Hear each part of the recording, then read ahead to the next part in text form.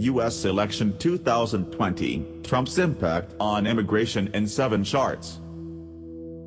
Donald Trump campaigned for the presidency in 2016 with a pledge to bring down illegal immigration, famously blaming undocumented migrants from Mexico for a host of problems, including drugs and crime. In the 4 years since, how has this rhetoric translated into a wider immigration policy? The number of foreign-born people living in the U.S. has risen by about 3%, from 43.7 million the year before Trump's election to about 45 million last year. But this rise conceals a big shift in the largest group, by far within this population, those who have moved to the U.S. from Mexico. Having remained at nearly the same level for years, the number of people living in the U.S. who were born in Mexico has fallen steadily since Donald Trump's election. While this dip was more than offset by an increase in the number of people who have moved to the U.S. from elsewhere, in Latin America and the Caribbean, demographers at the U.S. Census Bureau have estimated that net migration, the number of people moving to the U.S. minus those moving out of the U.S., has fallen to its lowest level for a decade. This is partly due to lower levels of immigration, but also because more people who were born outside the U.S. are moving back overseas, according to Anthony Knapp of the U.S. Census Bureau. Beneath this trend, there are some important changes to the visa system.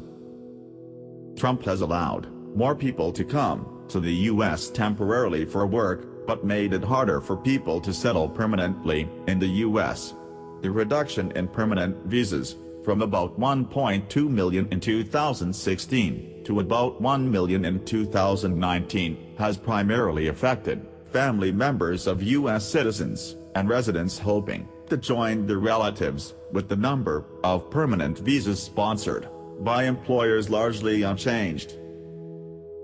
Although more people are affected by this, in percentage terms, his most significant change to immigration policy has been to lower the number of refugees admitted to the U.S. The number of people admitted to the U.S. as refugees each year is determined by a system of quotas, the size of which are ultimately defined by the president. People seeking to move to the U.S. as refugees must make their applications from outside the country, and need to convince U.S. officials that they are vulnerable to persecution at home. Donald Trump's hostility to any immigration from Muslim-majority countries is well known. He once pledged to enact a complete shutdown of Muslims entering the United States, and the reduction in refugee quotas proved easier to implement than an outright ban, which became mired in legal challenges. As a result, the number of refugees admitted from a number of majority Muslim countries, including Iraq, Somalia, Iran, and Syria, fell almost to zero soon after he took office. Curbing visas and refugee admissions is not the only way to reduce the number of people entering the country, and Trump has also sought to make it harder to move to or remain in the U.S. without any relevant documentation. However, this is more difficult than it might seem. To understand what has happened during President Trump's tenure, we first need to get to grips with what the official statistics on deportation mean, and they are broken down into 2 categories. People are said to be removed if they are taken out of the country under the authority of a court order, and people are returned if they are refused admission while trying to cross the border or asked to leave the country without a court order.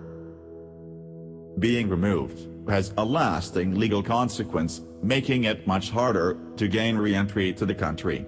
But many people who have been returned across the U.S.-Mexico border simply try to enter the U.S. again at a later date. President Obama escalated a policy enacted by his predecessor, President George W. Bush, to step up removals, particularly of those who had been accused or convicted of criminal offenses.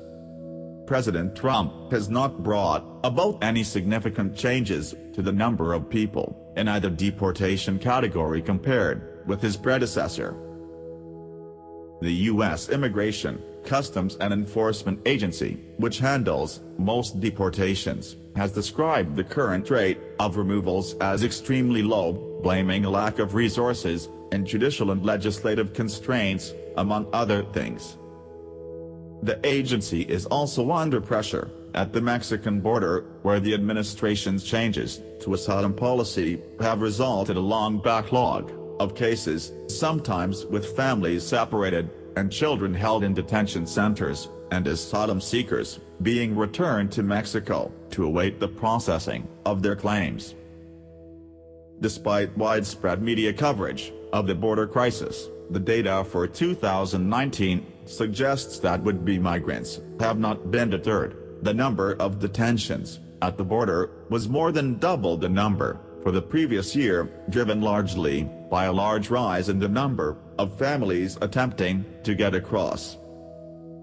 This shift is likely to translate into a significant rise in the returns numbers for 2019, which are due to be released in the next few months.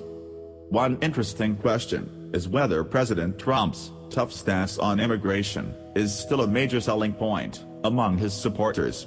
The number of people telling pollsters that immigration is a bad thing has fallen steadily since he took office, with many former detractors apparently now believing it is generally good for the U.S. Although there remains a gulf between Democratic and Republican voters on the issue, with Republicans far less likely to see immigration in a positive light, and far more likely to want stricter curbs on illegal immigration, the trend among both groups is the same. Donald Trump will be hoping that there remain enough Republican supporters of his approach to help push him past the winning post on election night. Thank you for watching our video. Please like and subscribe.